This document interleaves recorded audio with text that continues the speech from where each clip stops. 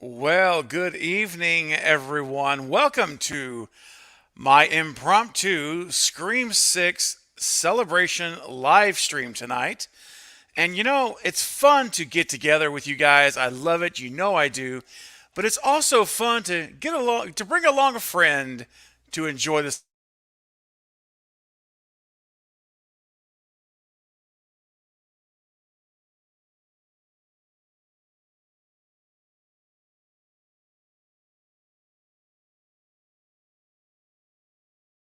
chaos. TV. Hello, Jose. Hey, what's up, Hey. man? I'm.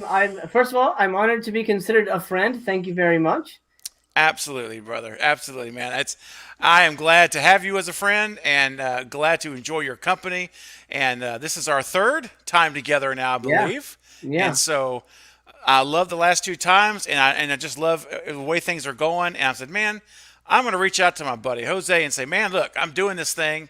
You up? You want to join me? And it was like just impromptu like that. He's like, yeah, let's go. So, yeah. welcome. Thank you. And I'll tell you what. I almost didn't make it today. I had a root canal. Oh Um, and man, number one thing I will say, it's not as bad as everyone says. Everyone says it's like the worst thing on earth. It's honestly not bad at all. You don't feel anything. A little pulling or whatever. But I yeah. am. I have survived the root canal, and I thought I'd be out. I'd be out. Down for the count tonight. But I said no. Scream Six is big news, and we Oh have to man. discuss because there's a lot of things to discuss. A lot of stuff that people might not even realize goes into a part six. So I'm looking forward to this Yes. discussion. I am as well, very much so, and we're about to dig into that very shortly. For all of you here in the live chat, I would ask if you wouldn't mind to smash that thumbs up button on this video right now. We much appreciate it because after this goes off, it goes into replay mode, and that's going to help other Scream fans find this video to enjoy our chat tonight and your chat as well in the live chat.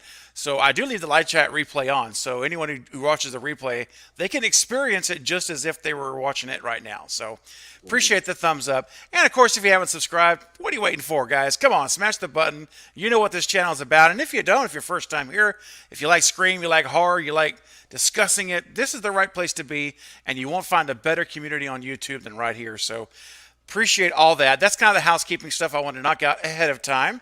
And I will say this also, really quick. I never remember to do this. I'm trying to get better at it. If Mhm. you have not found me on social media, you can find me here. So I tell you right now, I recommend Instagram or Twitter. Really is the best way. Facebook is there, and that's fine. But I'm most active on Instagram and Twitter. And if you ever want to tell someone how to find my channel and you don't know how to tell them, like where to go, just tell them to go to cravensomething.scary.com. Bam, right to YouTube. So I'm trying to make it easy, Jose. I try to make it Love it. simple. You should have a letterboxed, unless you do have a letterboxed. I don't. I've had a couple of people ask me lately, have messaged me saying, "Hey, do you have them?" I don't. You should try it. The only reason I'm using it is because this year I've set a goal for myself. I've told everybody over on my channel that what I'm going to do is my goal is to watch 1,000 movies this year. Oh It's a lot, wow, and so I'm that's a going to chart lot. them, and I'm going to do a mini review for everything over on my letterbox. And right now I'm killing my schedule because I'm at 116 movies already this year. Oh So wow, yeah, dude, you're definitely on track and on pace here, man. yes, Oh my I'm gosh. killing it. I'm as someone referenced Too Fast Too Furious. I'm definitely burning through movies this year. So Oh yeah, man, join me over there, dude, and we'll keep track yeah. of each other's movies. That'll be fun. That would be fun. I'm gonna have to do that for real because I know that some other friends of mine that are content creators have one, and I just never have done it. So Hmm. anyway, I will look into that. So let me just say real quick to everyone in the chat, hello. I see we got a lot of you guys are joining tonight, and I'm so glad. I know I see we've got Weekend in the chat. We've got Aiden and Blucka, CA, and we've got Wayne, David. Good to see you, David, Lindsay, Austin, of course. Great, I just to see Austin, and Jen. Hey, Jen says I'm going to try to stay awake tonight. Awesome, thank you, Jen. Appreciate you making the effort. I know this is a little bit late. Oh, look what we got there on the. Jose's got a friend there in the room with them. Look at He's that. looking at everybody watching. He is Keeping an checking eye out on the. everybody. Yeah. Um, we got Random Hero. Yay, Random. Good to see you here. Destination Station is in the chat. Great to see you, Destin. Hey, what's up, man? Matt, hey, as always, absolutely. I appreciate it, Matt. You are always here when you can be. Stephanie's here. Hello. Welcome. Got a great crowd tonight. Jimmy's in the house. Hey, Jimmy. Becky and Xanadu. I see you guys. Steven. Hey, Steven. Good to see you, man. And I hope I didn't miss anyone. Hey, Dennis. Hey, Dennis. Oh, and Morgan. Great, Morgan. Great to see you here. Lots of Welcome. people. Yeah, we got a great crowd already. And listen, I do want to say this. I feel like I have to say it almost as a disclaimer, because for all these live chats, as you guys know, when we start talking, we get engaged in discussion, and there's a lot of chat happening that I don't always see. Mm-hmm. And so a lot of times we'll go for 10 minutes, and I won't look at the chat because we're so engaged in our discussion. And then when I go back to look, sometimes I miss some stuff. So if I don't get to your comment, please know it's not personal. I'm not like ignoring you on purpose. It is literally just the way it flows. But I always say this: if we don't get to your question in the chat, there's going to be another live stream. I mean, I'm going to keep doing these. And I will say one thing has been helpful. If you have a comment you really want us to talk about tonight, if you do a super chat here on the live stream, it will notify me that you have done a super chat. I will see it, and we will address it. So if you want to make sure we get to your comments tonight, just do a super chat, and in any dollar amount you want. I appreciate your support of the channel, and I'll see a flag on my system here, and we can call that out. Just want to throw it out there. So having said that, yeah, go ahead. Just answer a question in the chat. Wayne Turner says, best or worst movie that I've seen so far this year. I would say the best one is a movie called Hard to Be a God. Amazing movie. It's available on Kino. It's a 3-hour Russian movie. Fantastic. And the worst I've seen is a 60s garbage movie called All Men Are Apes. It's kind of a striptease movie, but it's so awful and painful. Complete different movies, but I watch a lot of stuff. Very varied. You know what? Yeah, I like to be eclectic. Eclectic. That's what hey, you stole my word, Jose. I was about to say you're just an eclectic viewer, man. That's all it is. I am. I love all kinds of movies, but I have an affinity for murderers in white masks. So that's what we're here for, right? We are, and I think that's a great way to transition. And oh, by the way, Denisha, I see you there. Thanks for joining. Great to see you. And so let's transition a little bit now. So today we get the news here. Let me just pull it up here. We get the news, and this is what we see this morning. Oh my gosh. We finally have the official word. Yeah, I see you leaning over. Just lean a little bit. Yeah. And so we got the official word that Scream 6 has been greenlit. And you guys know here on the channel, we've been talking about it since the movie came out. We said, look, I've been saying if we hit that, and Jose, you remember we talked about it. Mm-hmm. I said if we can hit that $100 million, that was like the magic number, I thought, that once we hit that, I think there's a sequel. I think it's going to happen. And I thought we were going to announce this later in the month. I did predict it would come sometime in February. Mm-hmm. But dude, it came. They didn't waste much time. They hit 100 million like a few days ago, and here we are. So I'll tell you what. As a filmmaker, and that's sort of my background. That's what I do. Actually, I have some good news. My new movie is going into production as well. But we're shooting in April, so ours is a little sooner. The way my company works is they work really fast. So I actually just started the script tonight. I finished the first 3 pages right before I jumped on here. Knowing how production works and how Hollywood works, if they're shooting in the summer, yep, they've already got 2 drafts of the script done. Absolutely. And all those contracts are already done. Yes. You know what I mean? And then it'll be a thing like, oh, is Nev Campbell coming back? Of course she is. If they're shooting in the summer, she's already been locked in. And I mean, at this point, they'll try to tease the audience, but nobody worry. They're all back. And that's why Nev Campbell was saying, oh, I'd be happy to come back for a 6 because you're signed on already. They got me. Absolutely. I think it's that time where you start seeing the Destin. Yeah, man. Yeah, absolutely. I'll shoot something to you here in just a second. All right, that's awesome. This is all smoke and mirrors, and I said, look, when we saw that interview that came out, and when was it? I don't know. Shortly after the movie came out, and they said we already have seen Guy and James's. Thank you, James's has the more stories to tell. I'm blinking out, but and that was way back. And so, they already have an outline. They already know what they're doing. So I think you're absolutely right. They've probably got the script already done. They already know this. I wouldn't be surprised if they got the outline for 7 already worked out at this point. Yeah. And so it's just a matter of what pieces they're going to put it on the chessboard now. With our survivors, Sydney, Gale, Kirby's in play, and now, Jose, I know that you may not be very keen on this, but brother, listen, you are on the Craven Something Scary channel. When you come on this channel, there's one thing you have to know. I am the conductor for the one and only Stu Train, baby. Hit me right now in the live chat. If you're on the Stu Train, give me your best hashtag. Come on, guys. Hit it. Hashtag. Give me your hashtags for Stu. And that train just picked up and left out of the station once we got the word today. And so that train's not stopping, bro. We're going to roll. So anyway, I had to start there. There. Yeah. And so, this is very exciting news, though. This is very exciting news. So one thing, Jose, I'm going to turn it to you for a second while I take care of some business with Destin for a second. Sure. So why don't you, if you wouldn't mind, I know that you have some ideas, so maybe start us off with what are a couple of things on your list, and then I'll join back in and we'll pick back up.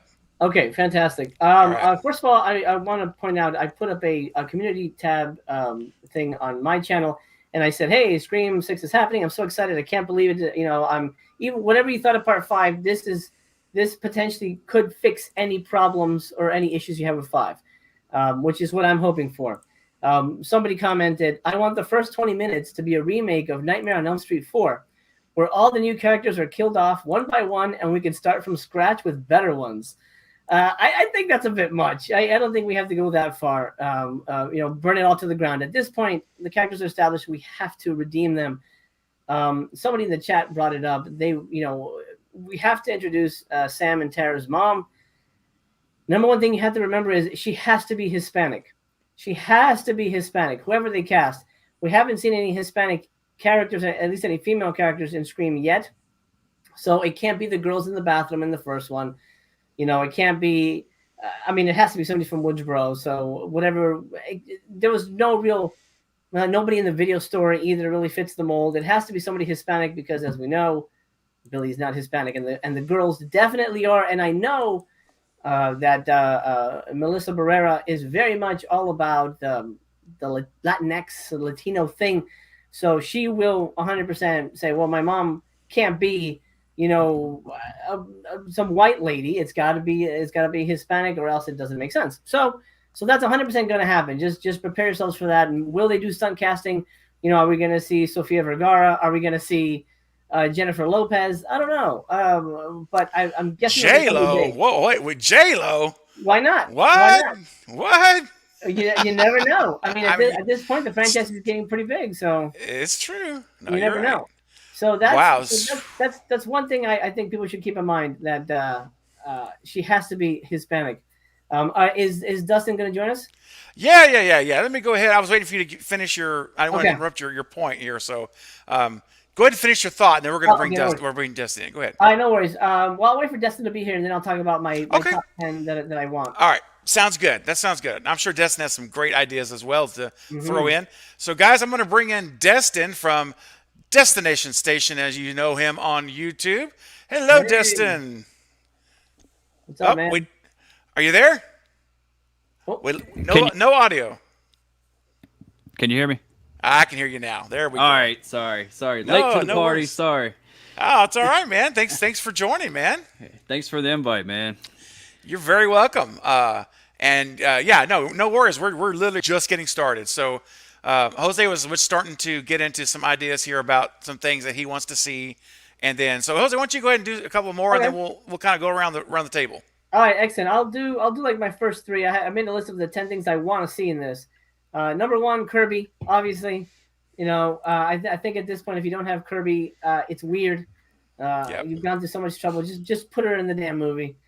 I want more Martha. I want Martha to have more screen time. I think it's unfair that she's only had one scene. Technically, if you want to say technically 3 scenes in Scream 3 with the way the scripts are laid out. But I want her to have more to do, and hopefully, because her kids are involved, we'll get that. Piggybacking off of that, I want to see the dad. And who do I want the dad to be? Who? Joel the cameraman. Absolutely. Oh, It's a little I actually predicted Jose. I thought that he was going to be the dad going into the movie. Oh. I well, actually there you thought go. that was going to happen. He never showed up. Maybe he was, I don't know, maybe he went to work, I don't know, shooting be. something. He comes back home. Oh, his kids Sure. were injured. I mean, it's a little goofy. It's a little too much. You know, it is kind of I don't like think fan so. fiction-y, but forget it. I want it. I want it so bad. Those are the first three things on my list, and let's check in with Destin on his thoughts now. Yeah, I like those, man. And Joel needs to come back. I was really thought he was going to come back in 5, and the rumors were going crazy that Joel was going to be back, and he didn't come. They didn't do it. So I know. That's crazy, right? It's crazy, right? And I'm holding out hope that he is going to be the father of the Meeks. I really am. So, Destin, what's something, one or two things on top of your list right now that you want to see in Scream 6? Well, the number one thing, I want to see who Sam and Tara's mother is. I would like to see the father as well for Tara. You know, we already know, spoiler alert, who Sam's father is. But oh, yeah, this is a spoiler live stream, everybody, by the way. We're going to talk freely about the movie, just FYI, everyone. yeah, and I just want to see, because like if you read that synopsis of Scream 5, it says like the town's dark secret, but we didn't really get too much of a dark secret on the town per se, so I want to see more of that. I want to see that revealed. What do they have in store for that? I'm sure they have like a trilogy planned for this whole entire thing, just in case this was successful financially.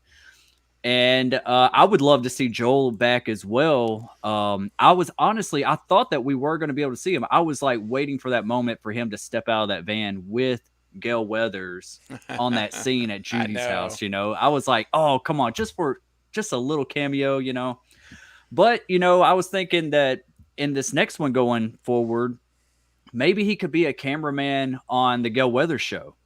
Maybe something like that. What if that brings Gale back into it because Joel gets killed, by Ghostface? Maybe that's an opening kill. That's an idea for an opening kill. Also, I do want to see more Martha. I thought she was going to have a bigger play in this one. Now, I started thinking, okay, so we're in high school right now, and some of our characters are going to be having to go to college, right? Yeah. What would bring them back to Woodsboro? I would say, what would bring Chad or Mindy back to Woodsboro? Let's say Chad is not successful in football. We know he's real athletic. Maybe he leaves Woodsboro, but what would bring him back? Maybe his sister or his mother's death. Yeah, I think Martha Meeks being killed or right. Yeah. Sorry, I'm a little unprepared tonight. This was really last minute, but those are some of the things I do want to see. And overall, I'm on that Stu train, baby. I want to see Stu. I want to see Stu back. I want to see something. Just let me know that he's still in the works. Just give us some Easter eggs on Stu, just to kind of like. Look at that. Look at that picture. Right. Look at that picture. That is what I'm talking. That's the Stu train. That's the power of the Stu train. And Destin, you are on board, brother. I've got a spot for you right up front. Absolutely, right up front. Appreciate it. But we have to admit something. If Stu is in this, we will never know until we watch the movie. Hands down. If they tell us, Matthew Lillard's coming back, well, he's not going to be the town baker. He's obviously a killer, or he's involved somehow. So they would. It's going to be like the Billy thing. If anything, it'll be like a really last 10 minutes reveal because they. Yes. So you had the Stu train will just literally have to keep chugging until opening night. Unless they take sorry, Steven. Go ahead. Unless they take those ideas from Kevin Williamson that show The Following. I don't know if you've ever seen that or not, but if they reveal him sometime in 6 or even in like an after credit scene, which I really think that would be beneficial. That's another thing I do want to see in the Scream franchise. Let's do some after credit scenes to leave a little bit of a cliffhanger. I do want to see Kirby back. I've made some videos on where, like, I think it would be great to see like an after credit scene of somebody getting a phone call from Ghostface and it be like one of our surviving cast from the previous films, you know, like just being like, "Hello, Kirby," and then the credits roll, you know, like it just goes black, like something like that. You know, I mean, like Fast and the Furious does it. You know, they brought back a bunch of legacy characters. I mean, you can, if you can put a car in space, you can certainly have Stu back without any issues. Okay. Yeah. That's all. That's all I'm going to say about that. So, all right. Look, so here's some things. I love all this. This is great stuff. And here's what I want to see. I think I'm on board with it. Pretty much everything you guys have talked about. I mean, I want to see Kirby back in a substantial role. And if Sydney is in a more of a consultant role. Maybe she doesn't even come back to Woodsboro, but she's still involved. Maybe Kirby's that new person that kind of steps in that role. It's a legacy cast, and so we have that nostalgia, but we also have someone we really like. We know Kirby was great, and she's a great actress. But here's what I really want to see. I'm leaning heavily towards this. So I know I've mentioned it before, but I'm going to lay it out again now that we know we're getting Scream 6. So I still am thinking the way that, my favorite kill of Scream 5 was hands down Sam killing Richie. That was that I thought her kill was better than all the Ghostface kills. I think that was number one for me when I walked out. That's the one I got most pumped about, and I said, man, that she is too good of a killer to not be one. She needs to be a. So I really believe that instead of her, now that she's accepted who she is, she's a Loomis. She has embraced her role of being him, and she's already seeing him in her head, and as we know, and she's still seeing him at the end of the movie. So I'm going with the idea that Tara is actually going to be the long-term long game final girl, and that because they've showed us in this one that Tara is strong physically to overcome. She's persevered. She was suffered way more brutality than Sam ever did, and emotionally, everything else that she's gone through here. So I really believe with the whole thing with Sam's background, all this stuff, she's dealing with all this physical trauma and then being told that the whole bombshell from Sam. Can you imagine now her mental and emotional self is under attack inside? She persevered, man. She came through. She shot Leatherface with the gun after when she came out of the burned up face. I call her Leatherface because she's all torched. And with Amber. Anyway, my point is, I'm more of becoming a fan of the idea that Tara is going to be the one that we end up seeing as the one, like, oh, and Sam is going to eventually embrace the Billy Loomis in her, and to a point where maybe she can't control it. Maybe she thinks she's doing good, but she's actually got the knife in her hand. She's killing someone, but she thinks it's somebody else. You know what I'm saying? You could go a lot of places. Now, I don't want to go too crazy, right, with it, but I'm just saying I am liking the idea of Tara being the final girl. I personally thought she was gave a stronger performance than Sam did. I'm not saying I didn't like Sam, but I thought Tara was much stronger, in my opinion. Yeah. Jenna Ortega. Yeah. So anyway, that's my number one. That's why I threw. That's my first thing I want. Well, actually, after Stu. Stu's my number one. But outside of that, I want to see that happen. What do you guys think about Tara being the actual trilogy in-game final girl? I like it. I think she's definitely the stronger actress. I think across the board, most people like her better. And Sam sort of has that dark edge where she can go into that direction, and we can pay all of that off, even if it's the third movie, into 7. Fine, yep. But I agree. I think Tara is definitely who they're positioning as the real new Sydney. Although we all know there is never a new Sydney, because without Sydney, no Scream. Absolutely, right. No way. And Destin, what do you think about the idea of Tara being the real final girl? I really think that if the writers are listening to all the feedback from all the fans, and just the way that movie played out, especially that ending, it really does seem that way. That's a route that they should take, because if Sam is having like these impulses and if they take it just slightly psychological but not too much, just like you said, Craven, it's just it's a very slippery slope. But if they do it right, if they make it to where Tara has to face off with her own sister at the end of 6, or maybe part, maybe that's what it leads in with 7. Maybe we just get a taste of it in 6. Yeah. Think about what if, like I said with the following thing, I was thinking that, like, Stu working from behind bars or in a mental facility or something. What if we find out that he's coaching Sam? Yeah, absolutely. What if he just, and we found out he was coaching Richie and Amber as well through the whole part of 5.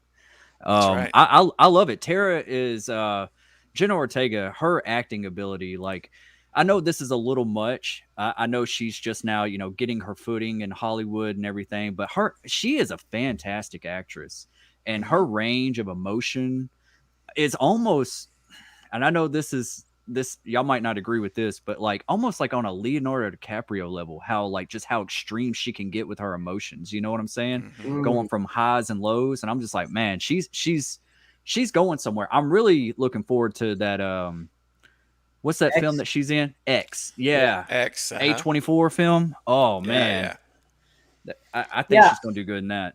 I think she's really good. And I think you kind of hit the nail on the head with the comparison to DiCaprio. There's a genuineness to her performance. Like like the way she delivers lines, it doesn't feel like she's reading. And sometimes Melissa Barrera just felt like she was delivering acting. And Tara, or I should say, oh my God, I'm blanking on her name now. Jenna Ortega. Jenna Ortega was talking. She was existing, and that is the goal of any actor, to exist in a scene. The phone call felt so organic. She was talking to somebody, like Drew Barrymore, nailing that. Yeah. I think, and she even felt more vulnerable than Drew, because obviously she's smaller. She feels younger too, and she is younger. But yeah, she's great. I think she definitely has a future ahead of her, even if they decide to kill her in part 6. And that's something we really have to discuss, because now there's been a whole bunch of new fans that have come in. Ooh, Scream. Some are saying it's better than the original. They're crazy. They're saying that. No way. Here's I'll tell you what's going to happen. Part 6 is going to make or break the franchise. Yeah. It's either going to be, for the people like me who weren't crazy about 5 but have made peace with it, it'll redeem 5 and go, oh, wow, okay, I like this direction. It's interesting. I'm with it now. You guys have won me over. Or it won't do that, and the fans of 5 are going to watch part 6 and go, oh, it sucks. I can't believe they did this. I can't believe they did that. I wanted this to happen. I wanted that to happen. It's going to be the discussion that's happening for this one. For the people that have been there since the beginning, that have grown up with the franchise. Yep. Now, all these new people are invested, and I hope they don't have their heart broken, but expect it. Hey, we lost Dewey. We lost Judy prematurely, and I think she was thrown away. She could have been there a lot longer. Yeah. It's going to happen. And I think 6 is going to make or break the franchise going forward. We'll see what happens. Yeah, for sure. It's kind of like that even with TV now, like with The Walking Dead, they kill off your favorite characters, and then you're just like, I'm done with this I'm done with this show, or something. But with Scream, at least you can't. One thing that I don't want to ever see is Sydney get killed. Ever. Oh, yeah, no. I think that's where the franchise would just lose it at that point. Yeah. Well, she said herself that they can never kill Sydney. So I think that's in her contract. She'll never come back. Say it out loud, Oh, okay. Yeah, she would never come back to be killed ever. Mm-hmm. Yeah. And so I think that we're safe with. And I think that's what Wes Craven would have wanted, honestly. Because really, I really believe that, and I think if he were here today, he would say that, she's off limits. I mean, even if he was still making the movies. So I agree. And we lost Dewey, and again, I'm not going to rehash everything I've said before, but about 5, because we were talking about 6, but it is intertwined. And I still say Dewey didn't have to die. They could have done it another way. And of course, the argument always comes back is, well, but they had to raise the stakes. They had to kill someone. And I said, okay, I get that, but I don't know. I just view it a little different. I think that this new generation, Jose, to your point a minute ago, you talked about the new fans who didn't grow up with the movies like we did. Mm-hmm. Well, this may be their first Scream ever. They don't know who Dewey is. This is their first. Like, who's this guy? So he means, but here's the thing: if they would have left Dewey alive and given this new generation a chance to know him and love him like we did in the original, then he would have been just as endearing to these new generation of fans, but I feel like they robbed him from that. It's like they killed him from us legacy fans, someone who meant a lot to us, and he stole from the new generation of what could have been an amazing character for them, like they was for us. So I just hate the idea. I just don't like Dewey being killed. I don't have to say I don't like it. I think if you have to kill an OG, if you're stuck on that, kill Gale. And again, I like Gale. I like Courtney Cox, but she's not the heart of this franchise. Dewey was the heart, man. And kill Gale. It won't hurt me, and I don't think it hurt the legacy fans nearly as much to lose Gale. And you have Dewey still to be this great character. And I had a whole in mind. I could have written a whole script out to do this ending differently, but it is what it is. We have to accept it. It is what it is. It's over. He's not coming back. And I know there's one body bag, guys, but listen, he's dead. Dewey is not coming back. They made it painfully clear. And they would not have had, they wouldn't have lied to Gale. I mean, to Gale and Sydney. Right. If he was alive, they would not have put them through that. So he's dead. We have to realize he's dead and just move on. That's hard for me. It's going to take a minute. You don't just get over like losing a character for 25 years in 3 weeks. You know. Yeah.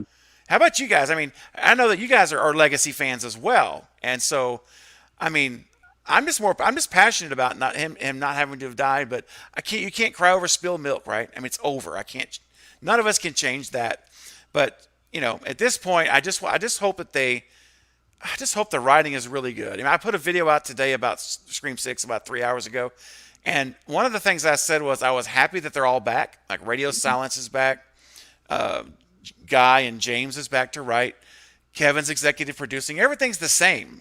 But one of the things, guys, and I'm going to kick this to you guys after this. I'll go Destin, then I'll go to you, Jose.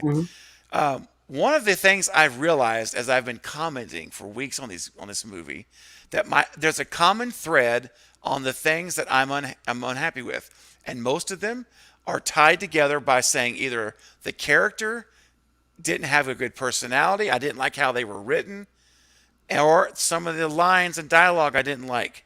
I didn't like or there's things about the writing that was, I mean, I liked some of the writing a lot, but some of it, and mostly it's characters. Like you look at Amber, right? I'm going to show you a picture.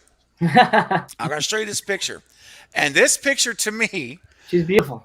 Oh no, don't get me wrong. She's great. I love Mikey Madison, but the character now. Remember, I'm not talking about these people as as real people. I'm talking about their characters. Sure. This picture of Amber to me embodies her character in one image, and that is it. It is this angry, mad, whiny. This is I was so turned off by this character. Of course she's Ghostface, so you don't want to be. But see, there's a part of like Stu, and again, I'm not going to. He's like you can't touch that. But you love Stu. You were like, this guy's so great, And then it just made it even more powerful when he's a killer. Right. But Amber, I'm sorry, but I think they could have written her character to be more endearing, more personality, a little more charisma. Before they reveal she's a killer. When they reveal the kill, I love it because then she's just bat blank crazy, and I'm okay with that. And then Liv, I love the roles Liv had such a tiny little role, and look, she was just there to be killed, but she could have had a much stronger writing to help her as well. I thought, in her character. So I guess my point to all this is saying a very long way of saying that the common thread is I'm a little nervous about Guy and James writing the movie again. I think that what I really want to happen is, and I know it won't, but here's my wish list, is that Kevin Williamson would be offered a third seat at the writers' table, and you would have the three of them in 1/3 writing this movie together. And now you have Kevin that guy knows how to write a film, guys. He knows how to write characters. And could you imagine if we had Kevin Williamson not replacing them, but being an active writer with them through everything? And I think that could make this movie elevate it to the next level. So what do you, Destin, I'll start with you. What are your thoughts on that? Absolutely, man. That's another thing. I mean, Kevin Williamson's writing, I've always been a fan of him. Even look at the way he wrote The Faculty, how he made the dialogue between, I mean, you really even though there was, they had, your typical nerd, your jock, your your princess, your Mm-hmm. outsider, all that kind of stuff. He made the dialogue so snappy, and even though like the characters that you did not like, he made you like them throughout the movie just by the interactions with each other. I just think that in this one, we need the writing to be, we need more interaction with our main core group. We Mm-hmm. didn't get that much in this one. We had like what, 2 scenes maybe, and we were supposed to care for them, and it was kind of hard to do, you know. Yep. And we had a great cast. That was the thing, is Oh that yeah. I want to see the extended cut. I want to see what was cut out. Yes. Um, Yep. but yeah, I absolutely think that in this next one that if they gave Kevin Williamson some type of writing credit to where like they let him be a part. I mean, I don't even know, has Kevin Williamson even went on record if he wants to be a part of that? I have looked for anything. Have you Jose? Have you seen anything? I've not seen him say he wants to be other than just consulting. He Okay. is he is involved from what I understand. He's giving notes. Right. But I think a guy and James are the main dudes writing and producing. Yes. So Yeah. Kevin's giving notes, and if it's like, well, this doesn't feel like Scream or that doesn't feel like Scream, I luckily he's there for that. But in terms of if he's gonna put his hand in the pie, I don't think that's gonna happen. No, I don't But either. he's It's a there. wish He's definitely list. there, and Yeah. he, from what I understand, he also gave notes on the edit. So I mean, he's there. Okay. He And is. and then another thing, wasn't originally Samara Weaving supposed to be a part of the cast from Radio Silence who did Rumors. Ready or Not? Oh, okay. Rumors. Yeah, I thought rumors. she just had like scheduling conflicts or something. And I was thinking, I was like, she kind of resembled, just with different hair color, Liv a little bit, you know. Even when you put up that Mhm. picture a second ago, I was like, I could see that being Samara Weaving just with her hair dyed, you know. But it would have been a waste too for that cat for Samara. It Weaving. really would have. Yeah. Yeah. You just really, I mean, I don't even remember one line that she even said, except for, you know, spoiler alert, right before she dies. I remember that line. That was it. Right. I just didn't really get to know her. Right. Yeah. That's the sad thing. Jose, I think you kind of touched on it already. Do you have anything else you want to talk about as far as that particular comment? Well, I'll say Kevin is an inspiration to me personally, and so Yes. having him number one be involved is a big deal. If Kevin was, Kevin Yes. didn't even have his hand in it. If the legacy characters didn't come back, then this would just be garbage. This would just be pointless sequels, Leprechaun in space type stuff. But because they're all involved and because Not they that care, bad. well, not that bad, but What's wrong with leprechauns in space, man? Come on. well, there's plenty of them in space. I'm saying if they make movies, it's not good. So I'm glad he's involved. I'm glad he cares enough to come back. He was at the Q&A thing that I was at my premiere. He loves the franchise. He loves these guys, and he cares about Ghostface enough to be there. To put in the work, to put in the brain work, and to help Absolutely. these guys steer it. So I'm happy he's there. If he at some point ever left, then I would be very worried, because then we're going into fan fiction territory. Yeah. Agreed. And that was one of the biggest things when I heard Scream 5 was coming out, 2 years ago, whenever it was now, ages ago. The first thing I thought was, oh no, don't do it. My first thing was, don't do it. Please don't. You're going to butcher this Wes Craven's trilogy. I mean, it's his franchise. And then when I heard that Kevin Williamson had signed on, and immediately I was like, okay, wait a minute. All right, hold up. Let me take another look at this now, because he's not going to endorse this if it's garbage. There's Right. no way. He would just stay apart. He would just stay off of it. Right. And so you're right. Having him, knowing he's there and he is consulting them, he is looking at, he's got an eye on it, Right. And so he's not writing, but he's helping. I think they're writing what they write be better. But he may not be changing it, but he may say, well, let's take that idea and what if you added this, or maybe take that and whatever, tweaking things. Yeah. He's got his consulting, and is the way I describe it. And so I just would love to see a good old Kevin Williamson written Scream again. I don't know, man. I just, Been a while. Let him do the final. Let him do 7. Let him There you go. like conclude everything. Like, Right. Wouldn't that be great? I mean, yeah. But all in all, I will say this. So let's shift gears now for a minute, and let's talk about the directing team of Radio Silence of Tyler Gillett and Matt. Oh my gosh, I'm butchering this name, and I knew I say it all the time. Matt Bellinelli Open. Bettinelli. Yeah. It's a long name. This is a live show, people. Okay, cut me some slack. You have Matt to change Bellinelli. I'm just gonna stop. You have to change your channel name to Bettinelli Open something scary. Bettinelli Open, yes. How about this? There you go. Matt and Tyler. I got it. Matt and Tyler. And so I'll end with my thoughts, but let's go in reverse order. Jose, tell me, what are your thoughts on Radio Silence? First of all, just high level, how you felt they did overall in 5, and then how do you feel about them being renewed to come back for 6? First of all, in the chat, I want to say thank you to Denisha Lane. Denisha, I'm glad you're here as well. Always a pleasure, Denisha. Yeah. You know what? I loved Ready or Not. I felt like Ready or Not was a better looking movie, directing wise. I think it was definitely more stylish. I feel I'm gonna put my director hat on. There was a lot of choices that I wouldn't have made. But it's, that always happens. As a filmmaker to filmmaker, you're always going to have, well, I would have done this, I would have done that. But I think they did a fine job with what they had. I'm excited to see what they can do with 6. Like I said, I think 6 is really when, we're really going to see what we have here. We don't know what we have here yet. 6 is does the story make sense? Do the characters carry over? Do people really like this, or is it just hype? All that stuff is really going to be explained. But I think they did a good job. I think it was a no-brainer that they'd be back. I'm sure they're signed on for 7 as well. And we'll see what happens in terms of their directing choices. But I'm assuming they're going to keep things really tight, which is something that Craven didn't do. He opened stuff up a lot. Yes, much wider. And their stuff is really tight and kind of claustrophobic. And I get it. That's their style. And I certainly don't want them to rip off Craven. So I guess we'll just leave it to them to see what happens. I wouldn't have a problem with the ripping off Craven a little bit if they bring a little bit, because I do miss that. Like from the first 4 Screams, the way he shot his movies, they were just they're just the wide shots, and it is a very big difference on 5. Everything's so tight and compact, and again, it's nothing wrong with that. It is just a different style.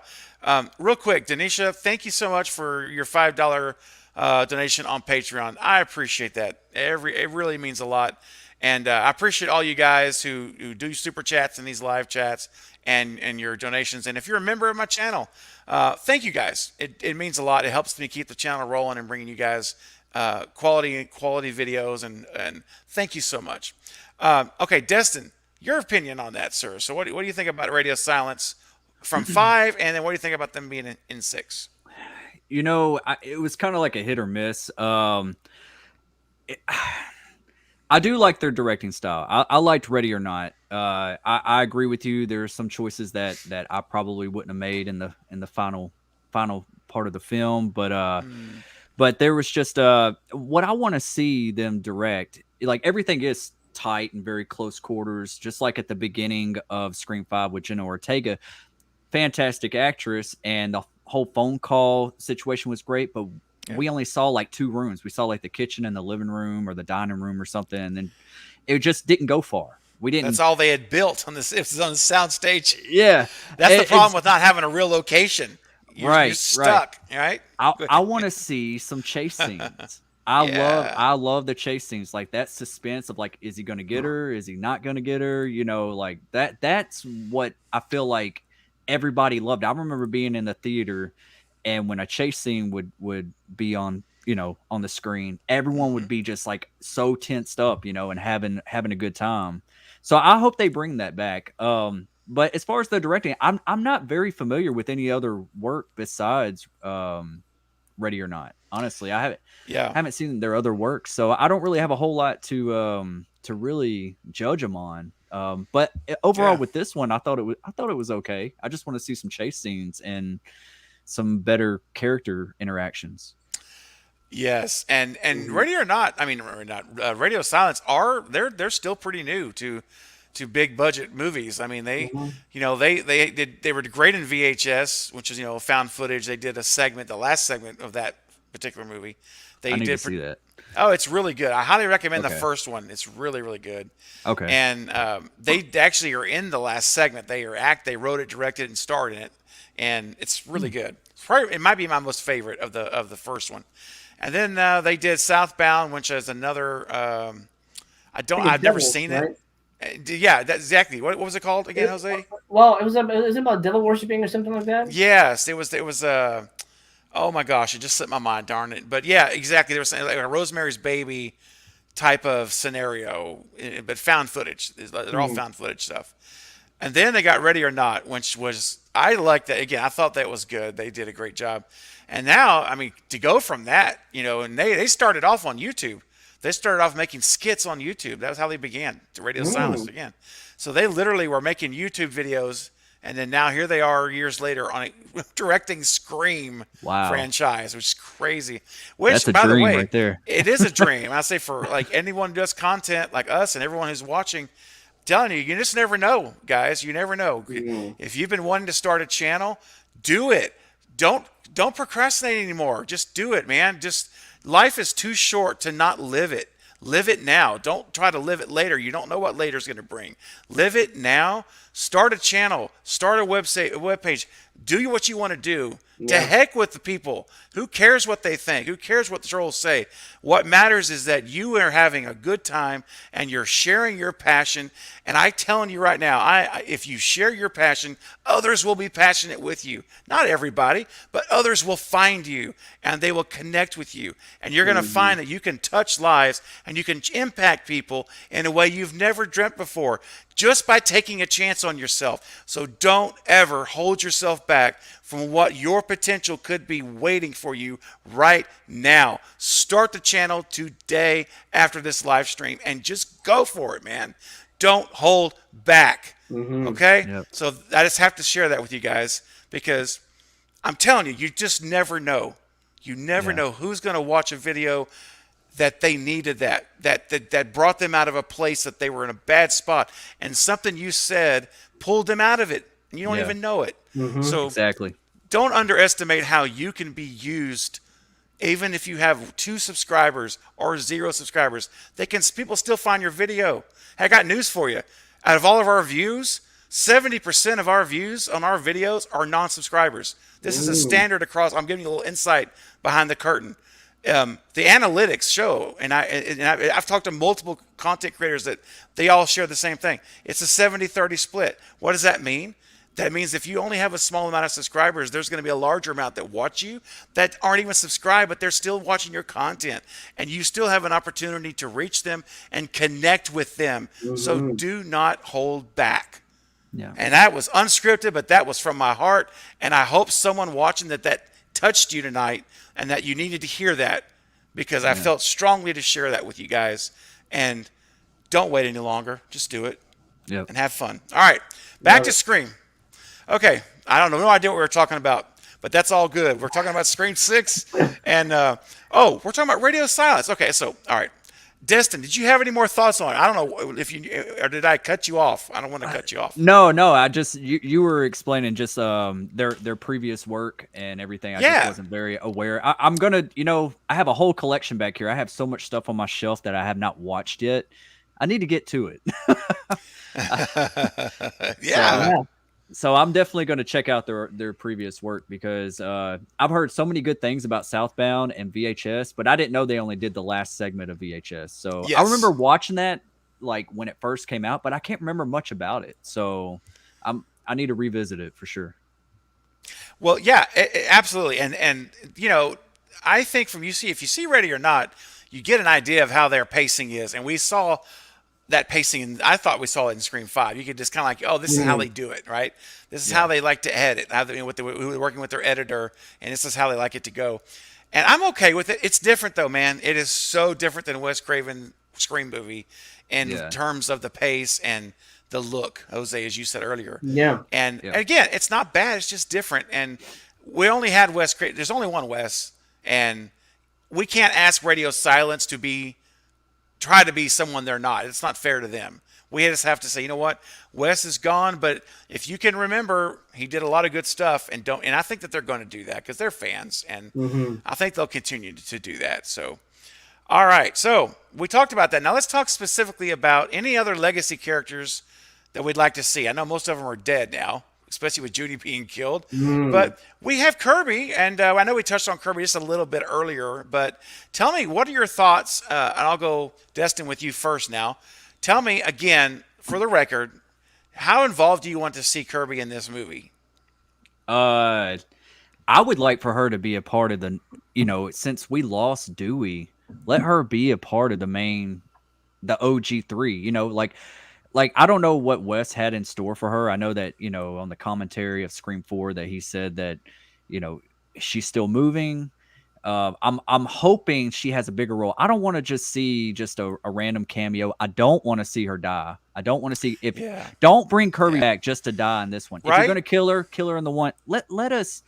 I felt like, and I know I'm kind of going off here, but I felt like we were just getting warmed up with Cotton Weary, and then we kill him off at the beginning of Scream 3. I know. And I was like, let him breathe a little, let us get a little comfortable with him, because I was just now rooting for him by the end of Scream 2. Same here, man. Yeah. And I would also, what do y'all think about this? With Sydney maybe having a small bit in it, but what if they did get Mark Kincaid to come back as a main person, to come back to Woodsboro, say, hey, no, what happened last time, you stay here with the kids, I'm gonna go help out Gale, or I'm gonna go back to Woodsboro and sort some stuff out and help out. And I mean, like, I liked Mark Kincaid in Scream 3. I thought he did a really good job, even though he was a red herring. But by the end of it, you kind of really, you see that his actions was genuine, instead of us always pointing the finger at him. He was actually caring in the whole time. So I would like, since Dewey's out, I would like to see Mark Kincaid replace that role. Nice. Jose, what say you? Well, I mean, I mentioned I want more Martha and Kirby, obviously. Right. Something about Mark, I certainly don't want Mark to replace anybody, Okay. but I definitely want him to play a part in the movie. I mean, at this point, he should pop up for even a scene or two. One thing I don't want, and I think I might be mistaken, but a lot of people that are saying, oh, this person for opening kill, that person for opening kill. You have to be you mentioned Cotton Weary, Destin.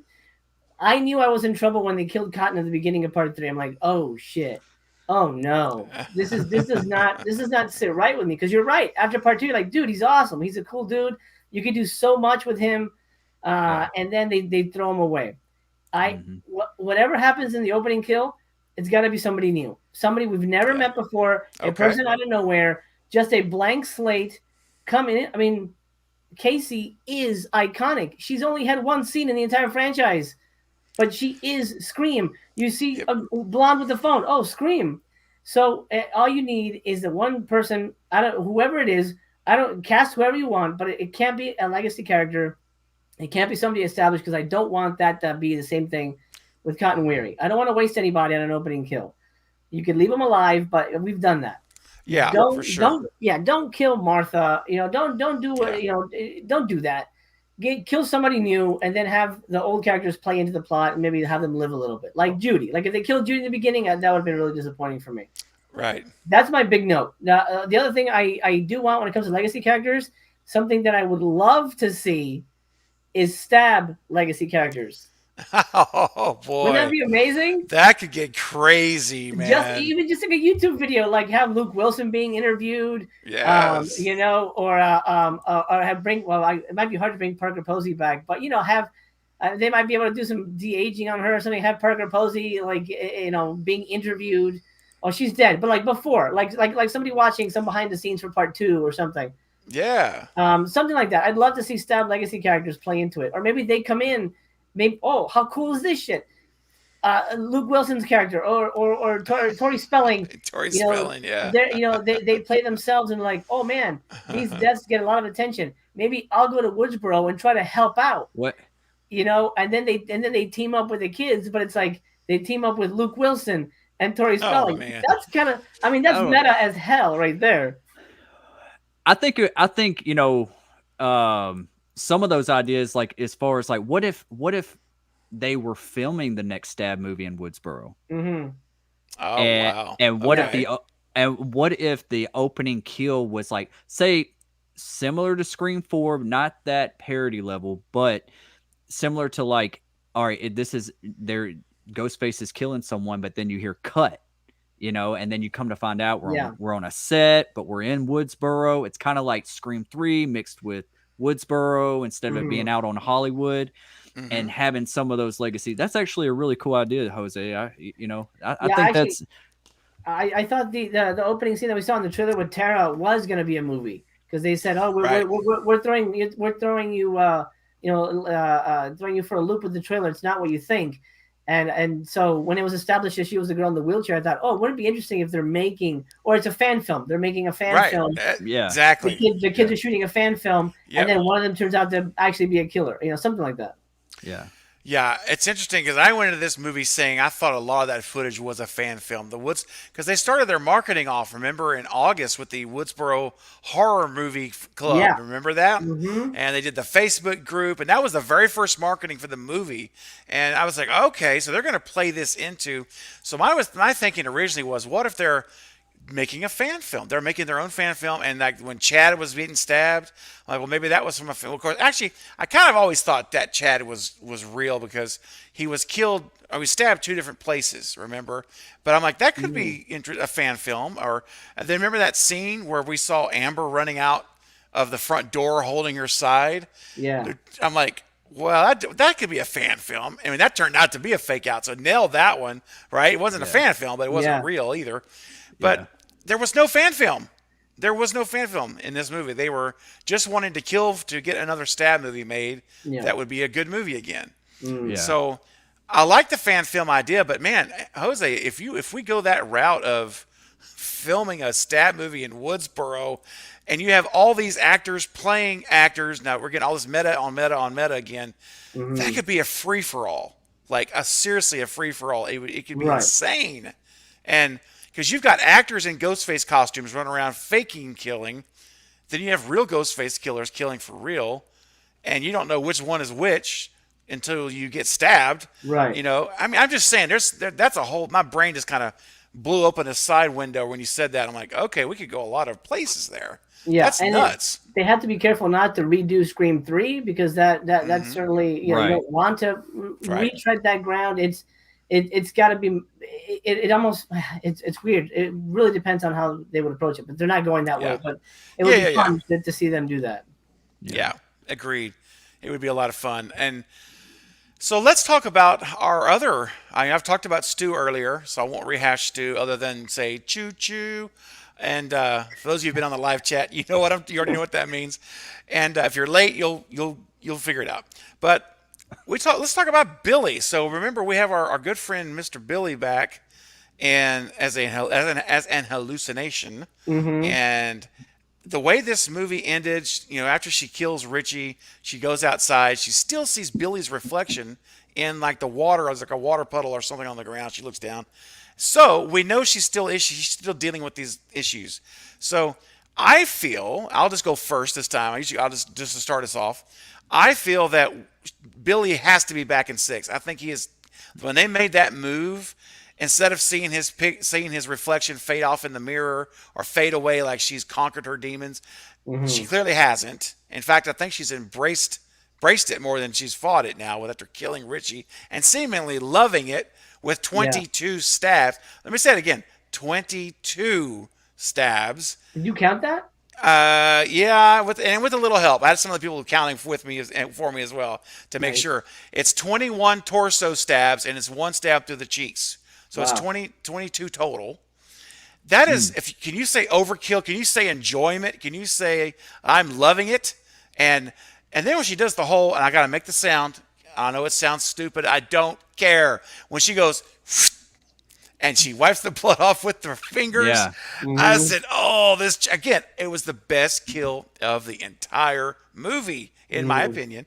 And so they could have ended it, though, right there with Billy. He could have disappeared, and she could have been like, I did it. I'm good. I'm healed. But then she goes outside, and what does she do? She looks down and she sees it. There's Billy. So I think he's back. I think she's going to continue to struggle. And I want to see what you guys think. And I'll go, Jose will go around this way. So you go first. Do you agree that he's connected to Six, that they're going to have to bring him back? I think at this point they're married to that concept. Yes. As long as Sam is in the movies, she has to see Billy at least once or twice. Actually, one of my top 10 things is minimal Billy.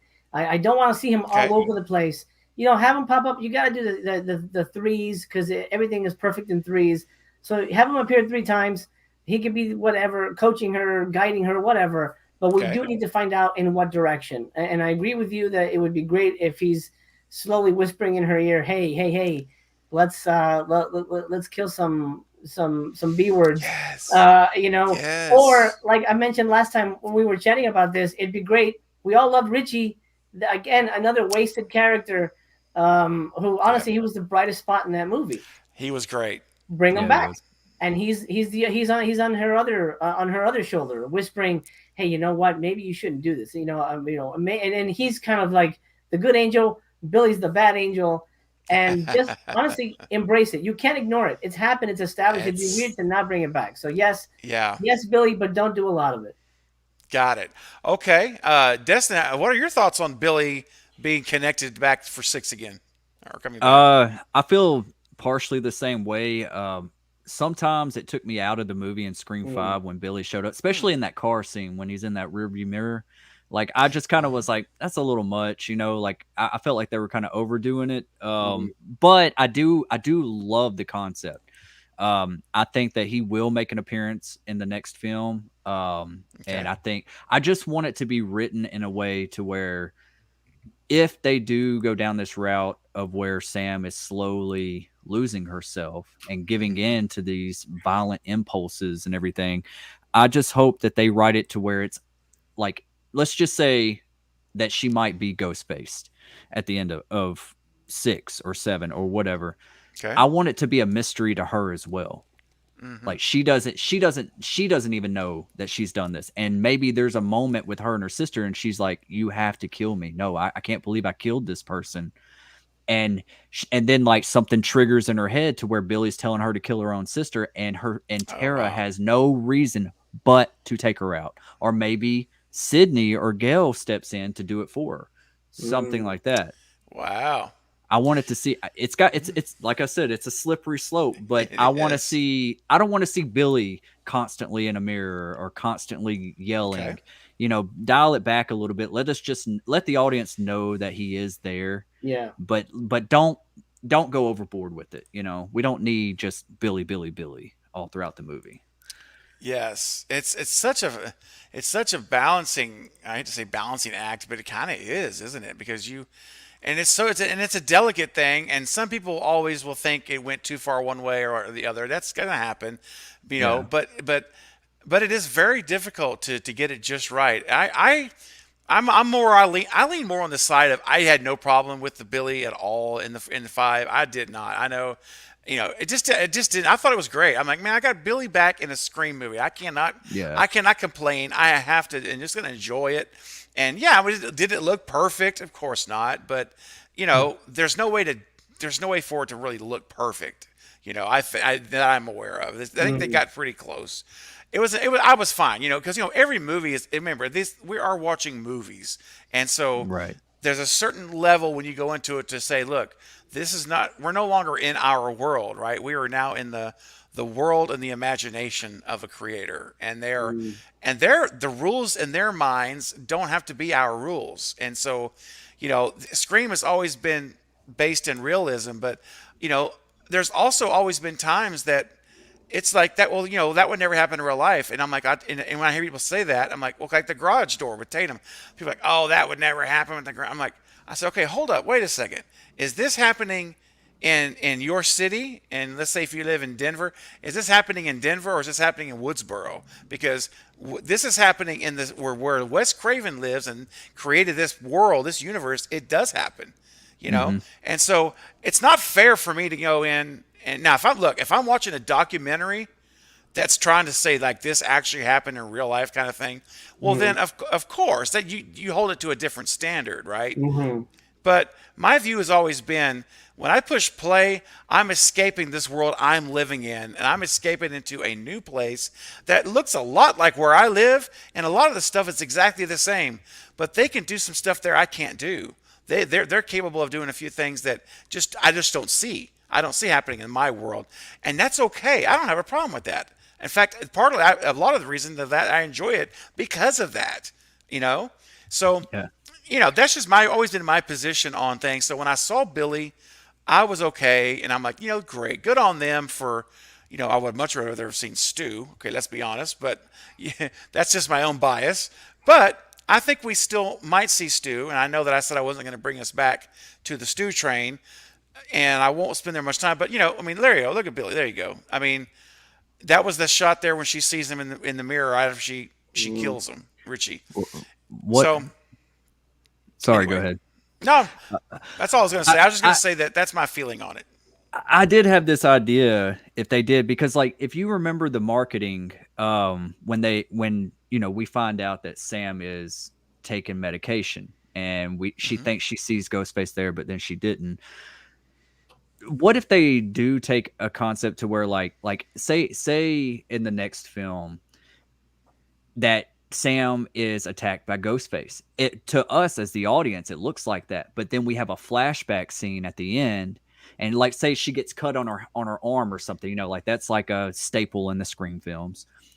And then later on, we find out that no, Sam imagined that, and she actually cut herself in the mirror while she's looking at Billy. So it's like Billy's actually. So it's like, you see what I'm saying? Like visually, if it's like her whole entire attack was fake, and she's really not a victim, that she was like, she actually cut herself in the mirror. Like, I don't know. I feel like that Scream could benefit from some flashback scenes, because I want to see how the killers kind of pull off what they do. Kind of like at the end of Jigsaw, at the end of Saw movies, we kind of get a flashback scene of saying he pulled strings here, he pulled strings there. That's how they orchestrated it. I kind of want that in a Scream movie. We've never gotten that. That should play into the cliffhanger too. Like all these all the reveal bits come to light, and then boom, credits. Well, how do we solve this? Wait for the next one. That's right. Yeah, absolutely, absolutely. Yeah. Oh yeah, for sure. I mean, there's just so many things they could do, and I'm. So now the question I want to throw you guys, they've pretty much given us, I think, the answer, but you never know, and so a lot of the stuff we've seen where like Radio Silence said that they've looked at the writing outline and that there's a lot more stories to be told in Woodsboro, and then we saw today in the press release where from Paramount that we're excited to see where our Woodsboro family goes next.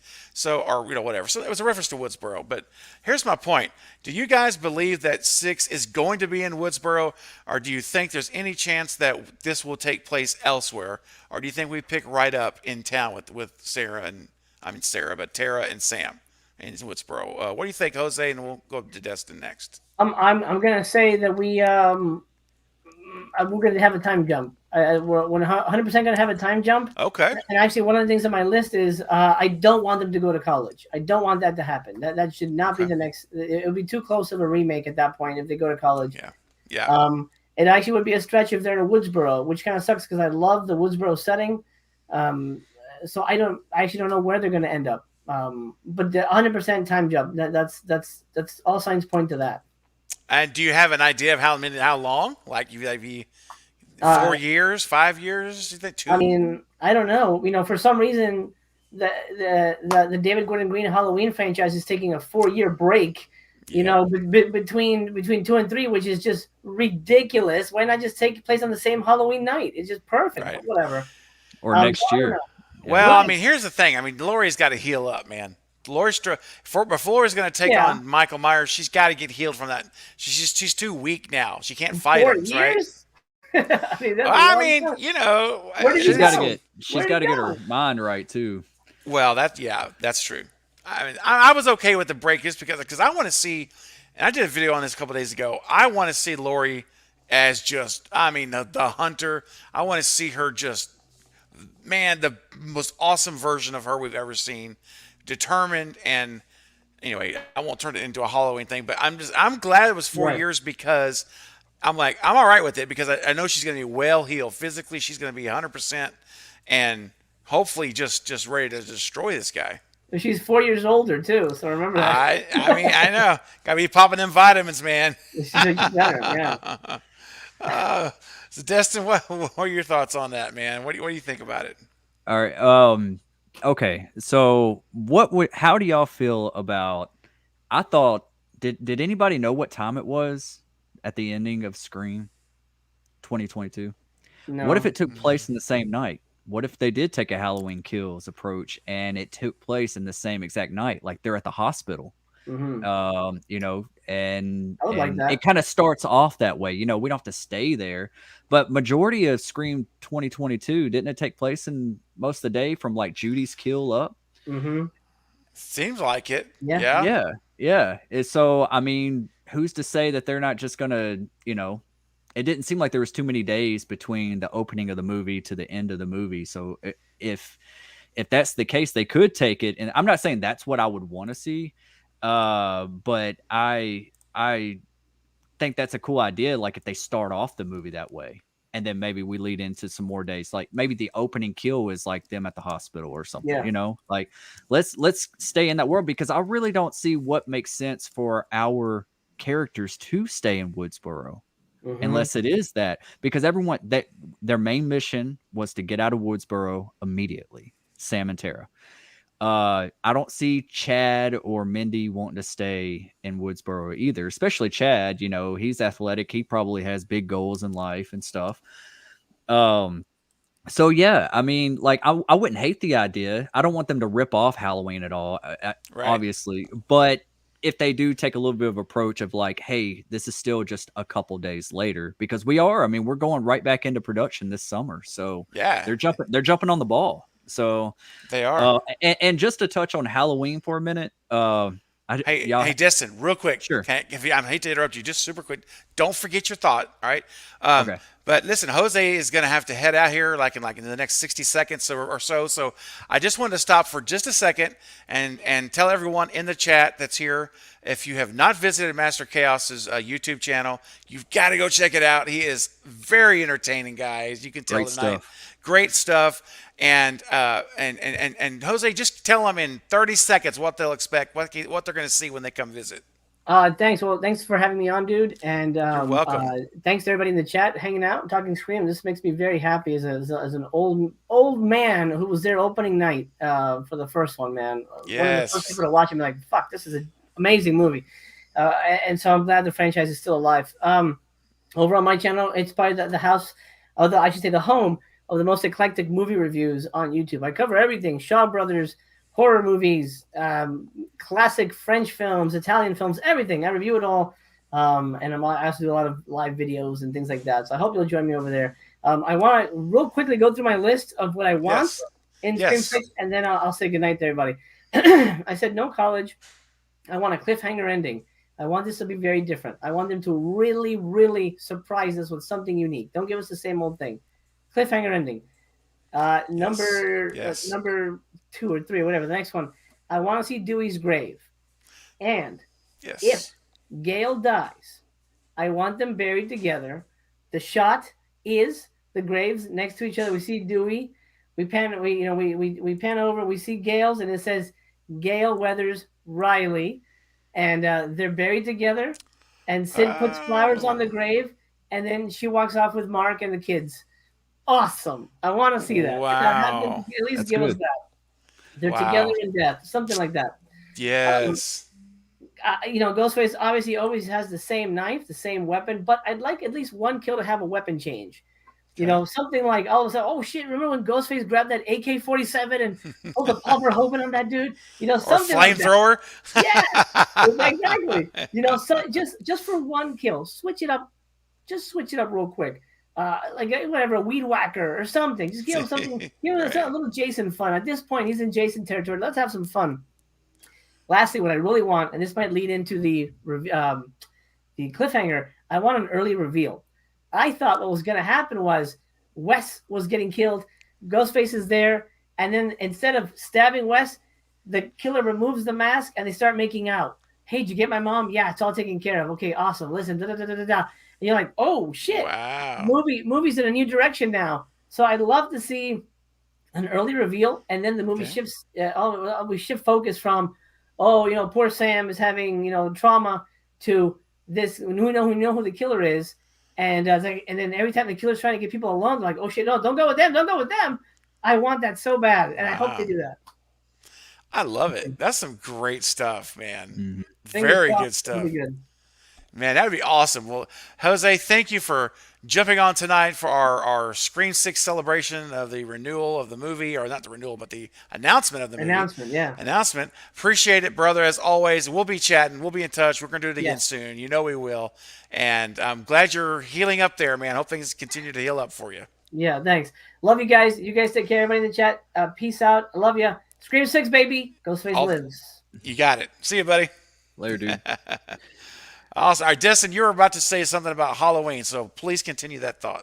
Oh, okay. Yeah, I know this isn't a Halloween stream, but y'all just had me thinking about it because I made a video recently about Halloween. What I would, like you said, Lori needs to be hunting Michael, right? Yep. What better That's way? What I want. Yeah. What better way? Okay, her house burned up, and Little John, Big John's gone. Yes. Buy the Myers house, Lori, and wait for his return. I really like that idea. If they took that idea and like she's facing her demons early on, and she's lived in this house for 4 years, but he's never returned. Yeah. Until one night. I don't know. That's all I had to say about it. That's very good. No, and something else I'll say about this. On the Lethal Collective last Friday's Lethal Collective, we talked a little bit about Halloween Ends, and we were talking about a rumor, and I don't know if it's true or not. So I'm not going to say this is like what's going to happen, but there's talk going around that they, in this 4-year gap, they've demolished Michael's house. Like they've wiped it out. It's not there anymore.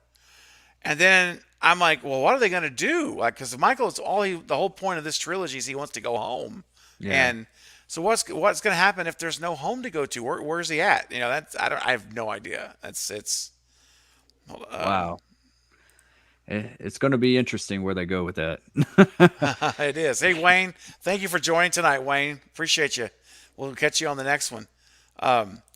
Yeah, man. So anyway, like I say, we won't get into it on a Halloween stream, but one of these nights I may do a Halloween Ends live stream where we just dive into Halloween theories, and because it is probably my second favorite franchise overall after Scream.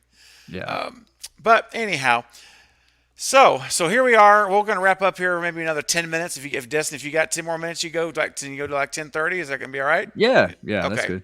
Okay, so we'll go to another 10 minutes. If you guys have any questions you'd like us to talk about now on with you live, now's the time to do it. I'll be checking out the chat, and we'll try to get to those. If you want to make sure we see your question, just pop in a super chat, and I'll be sure and grab it right away. All right, so we've talked about Kirby, Stu. We talked about a lot of people, and tell me, as far as Gale. All right, what do you want to see happen with Gale, with the character of Gale Weathers from here? Because Dewey's gone, so it's really strange because the connection's always been her and Dewey. It's been that draw, right?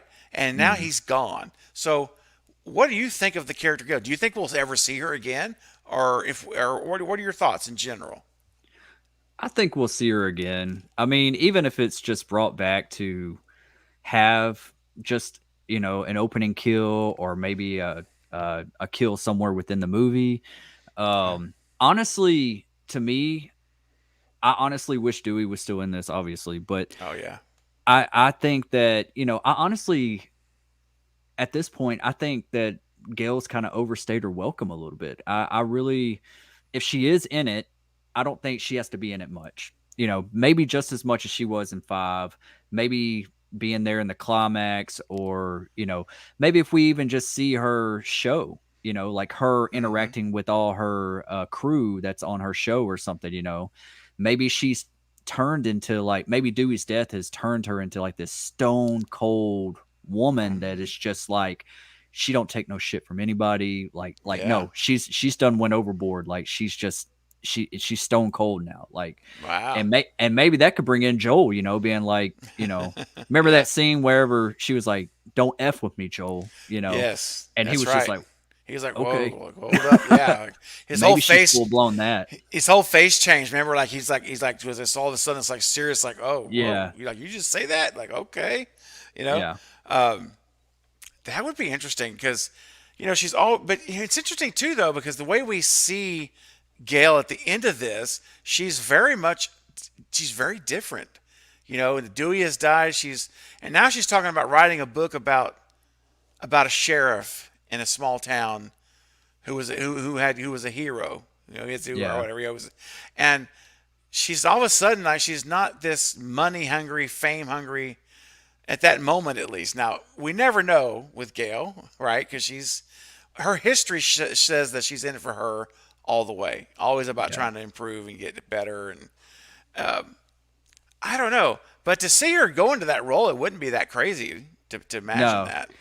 And I also thought about maybe, let's say she does have a bigger part in the new. Say that Nev Campbell isn't available to be a part of it as much, but Gale is, so they're going to utilize her as much as they can.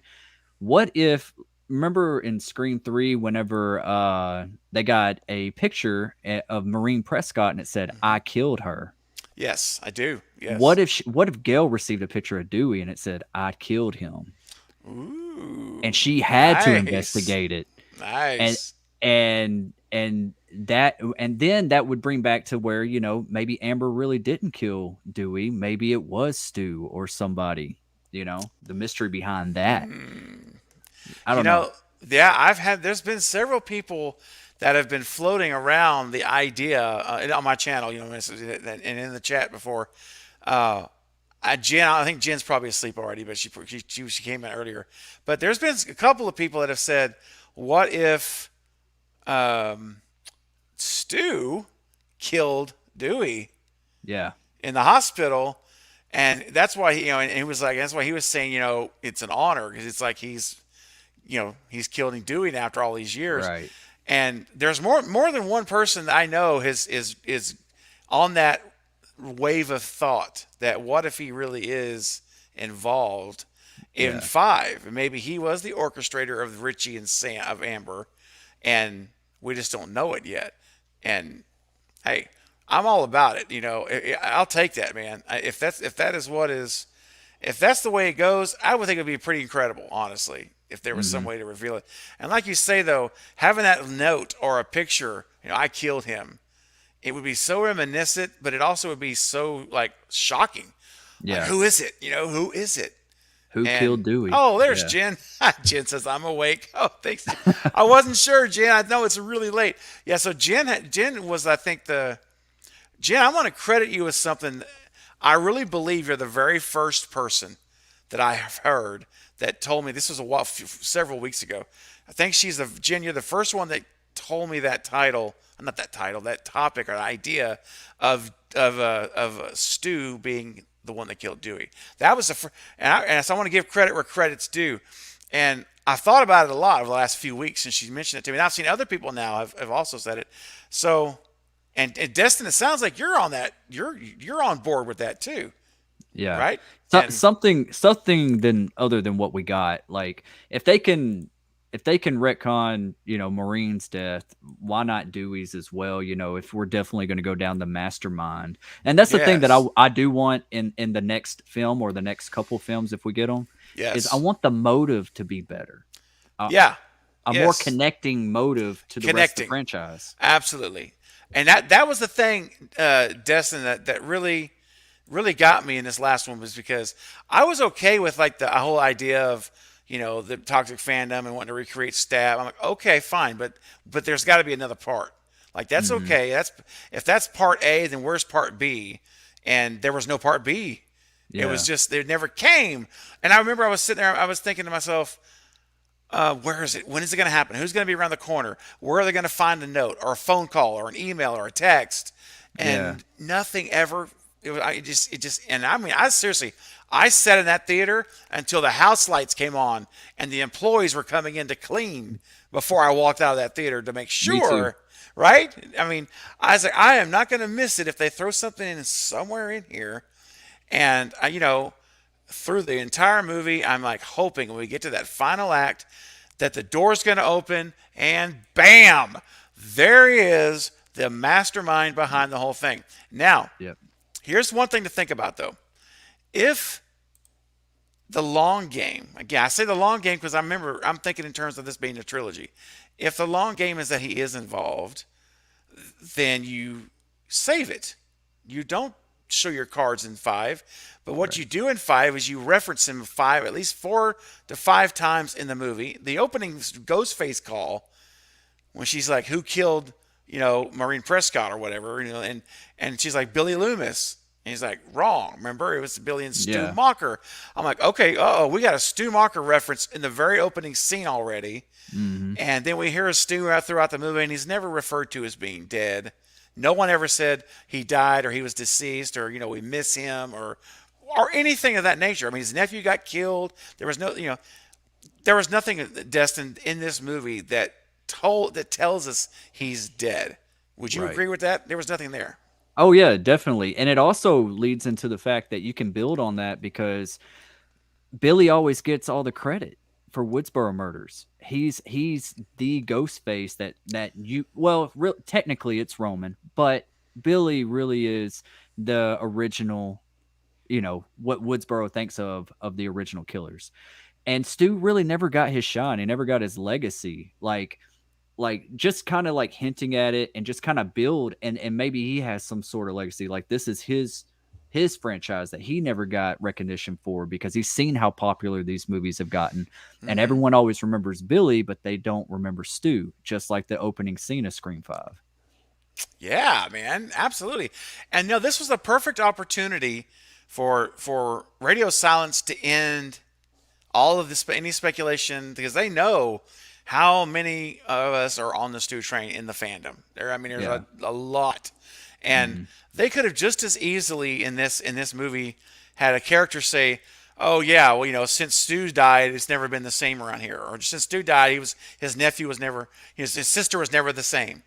Yeah. The opportunity was right there because and they didn't do that, and instead, what do they tease us with? They tease us with this.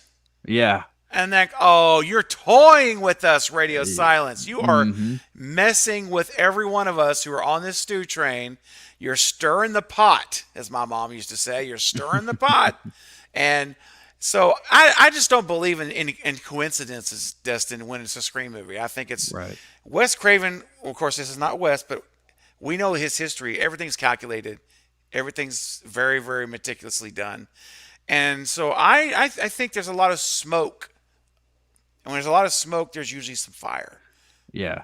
And I think So Yeah, I do too, man. I think, but I would also like to see, like, as far as say we do get to that reveal that Stu is behind all of these, I would like to see a flashback scene of him talking to Amber and Richie, and coaching them and just something small, nothing real big, just something like he was interacting with them in the first film and in the second film, or not the. You know what I mean? The 5th film and the 6th film for this new trilogy, if that's where they're going with it. yeah.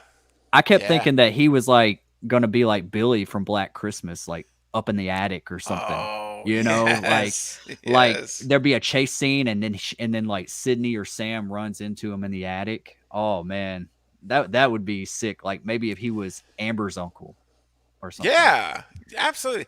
Well, that's the thing. I mean, you have freedom. You have total freedom to write any of this stuff you want to do right now. And I'm like, come on, man. I have to give the credit to the writers, James and Guy, for recognizing Wes Craven's canon of Kirby. Because Wes Craven had said all along that Kirby was alive, that he was going to bring her back for his trilogy in 5, which never happened, as we know. But they honored that. They're fans of Wes. They knew it. And so Wes Craven said that Stu Macher was alive. Stu survived the events of Scream 1. We know the story. Scream 3 was going to be a completely different movie with Stu being the mastermind. And so, in Wes's in Kevin and Wes's canon, he's alive. And people can argue all day long if he's dead or not. I mean, and that's fine. Everyone can have their own opinion, and I'll respect that. But you got to respect my opinion as well, and that he's alive, because I refer to Wes Craven. If you have a problem with it, talk to him. I mean, you can't talk to Wes now, but metaphorically speaking, you have to take that up with Wes Craven, because he said he was alive, and with Destin, that's good enough for me. I don't have. Right? I mean, for me, it is. I don't need to sit here and defend it. Wes said it. I believe it. That settles it. So what are we talking about? So for me, it's just a matter of getting him in now. Where are we? They may never do it, but every time a movie is being made, there's a chance. There's an opportunity, right? And what else can we ask for? Matthew Lillard is game too. He's all over social media and at conventions. Matthew Lillard, he's just like, I'm ready. He even plays into the rumors too, he does. So I mean, I think it'd be a great addition. Nobody was really, expecting Billy to be back, so that was kind of shocking, to have him back in that form. Yes, that's right. No, I mean, no, and Break Ops. Yeah, I see what you're saying. No, you're right. He was planned, but does he have to? No, of course not. Of course he doesn't have to. But my point is, why not? I mean, he's such a beloved character. He's such an incredible actor, and like you say, Destin, he is all over it. Matthew Lillard, he is ready to go.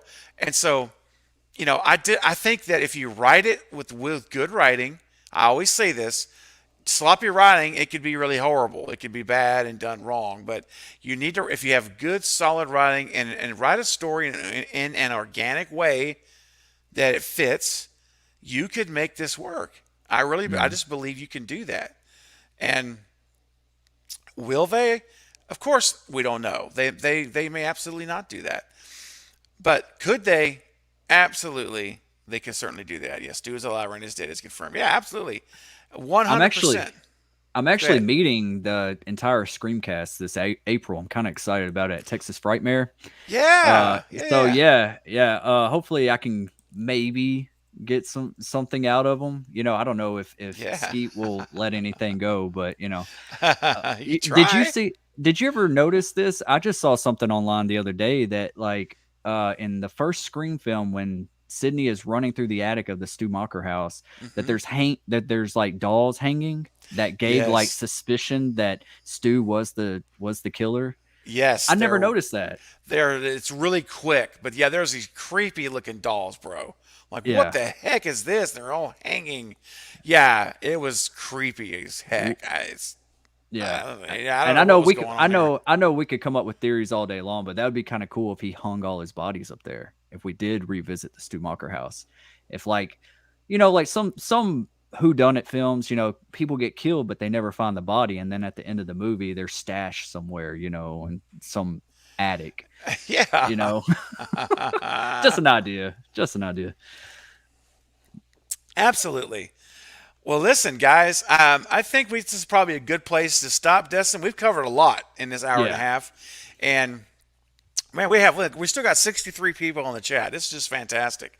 Wow. And I know this is very late for a lot of you guys out there that are on this stream right now. You're staying up late to listen and to watch and be a part of it, and I really appreciate it. So before we wrap up, I just want to talk real quick about Destination Station. So Destin, you have a great channel. I really enjoy your perspective and your views on Scream, especially, is it's my jam, and I know it's your jam too.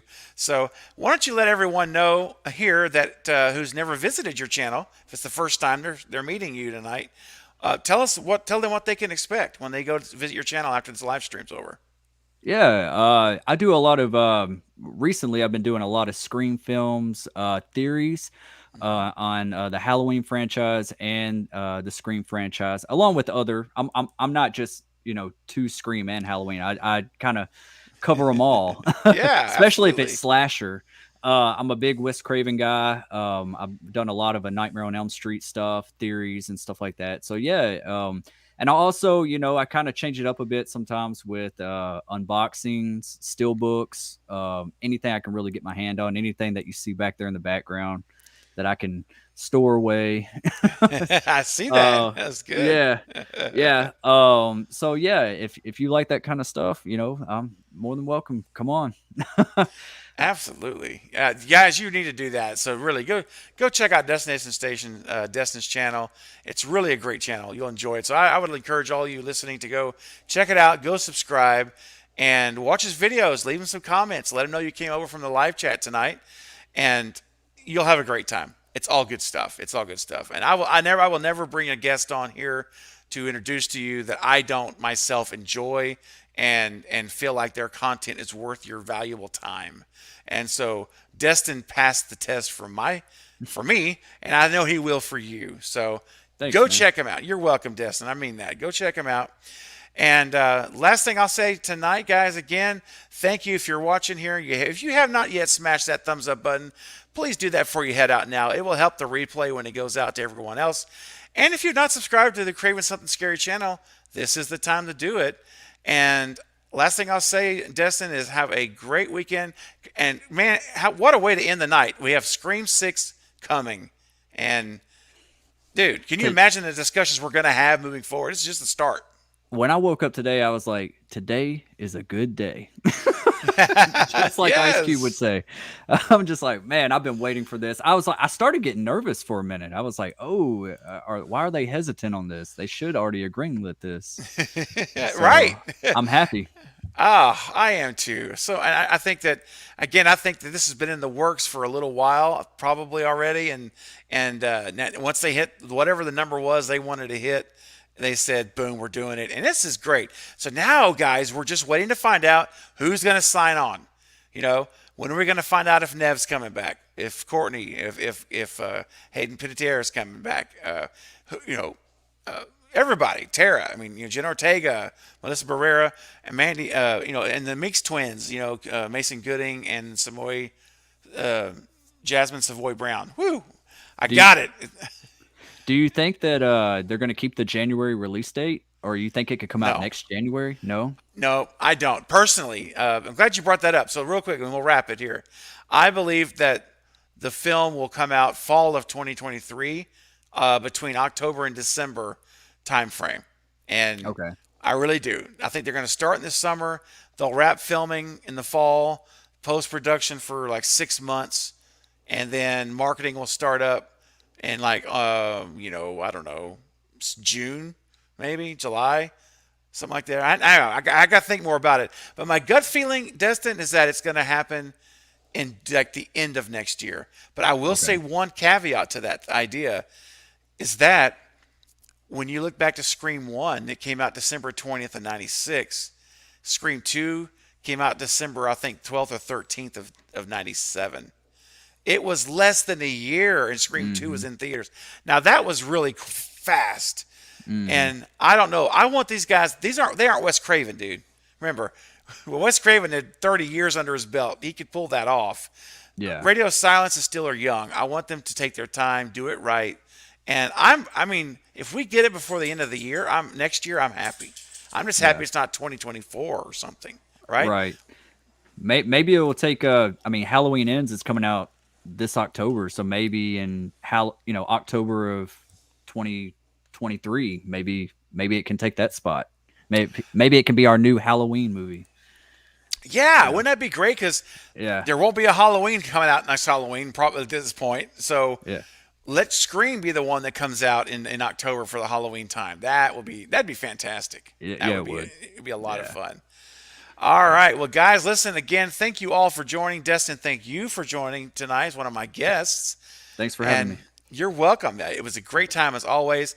And for everyone that's here on the channel, just remember, this is Craven Something Scary, where it's all horror all the time. I'll catch you next time. See you, Destin. See you, guys. Later, everybody.